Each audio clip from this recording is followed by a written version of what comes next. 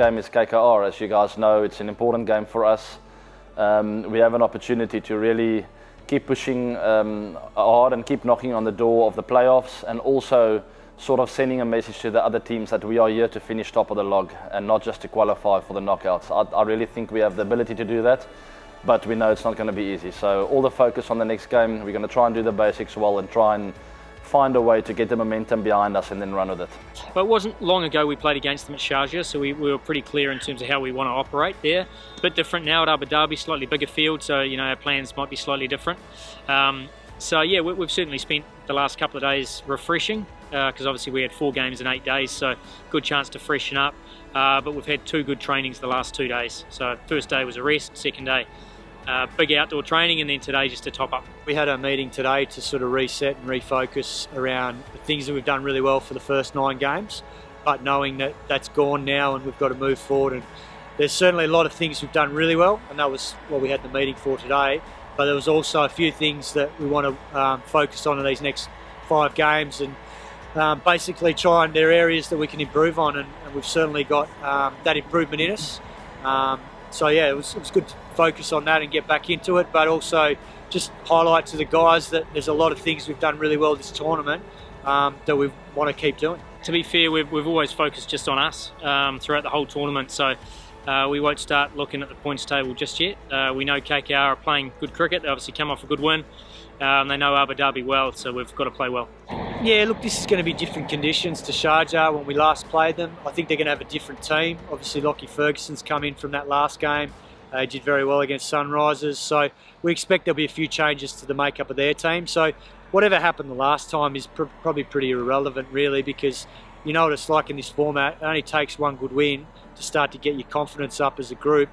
And they've had a few changes to personnel, which has changed the balance of their team. So we expect it to be a tough game. They're a very good team, and hopefully we'll come up with the goods. Yeah, I would love for us to finish top of the log. We know it's a big mountain to climb in order to get there, but there's certainly a mental edge a team takes out of finishing top of the log, having been the most consistent team out of 14 games against the best teams in the IPL. So we'll definitely be aiming towards that. We know we'll have to focus on one hurdle at a time. Yeah, I think we know that Dubai and Sharjah and Abu Dhabi are slightly different wickets. We've been following the progress of the results there recently in the last week.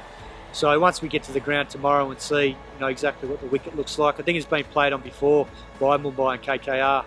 I think it was even last week they played on it. So we sort of know roughly what to expect. It was a good wicket when we played there against Rajasthan, so we'll obviously take that into account and finalise the 11. 4 key points that come to my mind on top of my head are, like you said, the biggest ground, boundary damage 75 meters all around, but obviously different wickets play a valid role. Least number of sixes, because Sharjah and Dubai have produced a lot more. I don't know the exact number, but Abu Dhabi has a big reduction in the number of sixes.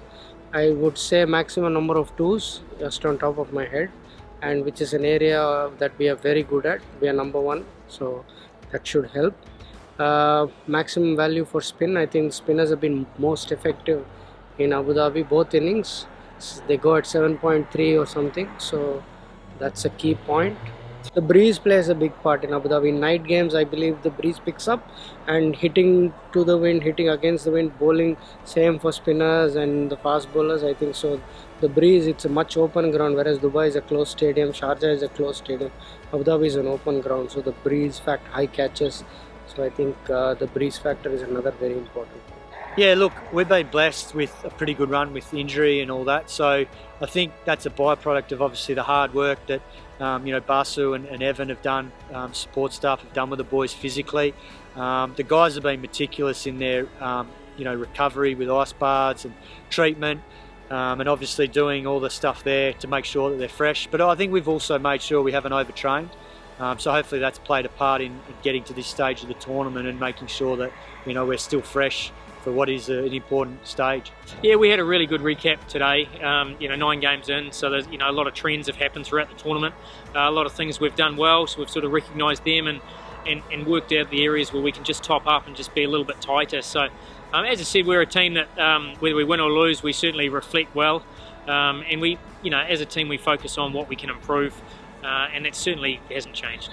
Yeah, look, it's obviously it's different because obviously you sit on a bus for a few hours before a game. But saying that, it's less taxing than what we'd have in India for IPL, where you're having your flights and you're to and from hotels. So I think we're in a better position than had it been in India because we have done way less travel. So the odd bus trip here and there is fine. I think the guys are used to it now. I mean, it takes us, 40 minutes or 45 minutes to come to practice every time. So I think they're getting used to it and handled it really well. It gives you time to relax, to meditate a bit about the coming game, to sort of get your mindset into that zone. It's very relaxed on the bus. Most guys listen to music. Some guys just stare into the distance. You think about what you're going to do after the tournament. You think about your family. So there's 2 hours where you have the opportunity to just let your mind drift a little bit. And as you get closer to the stadium, your mind starts focusing in on what will be required on the day. And it's a very relaxed environment, which is fantastic before the game. So I won't say it takes a toll on the body or mind. If anything, it's a good thing.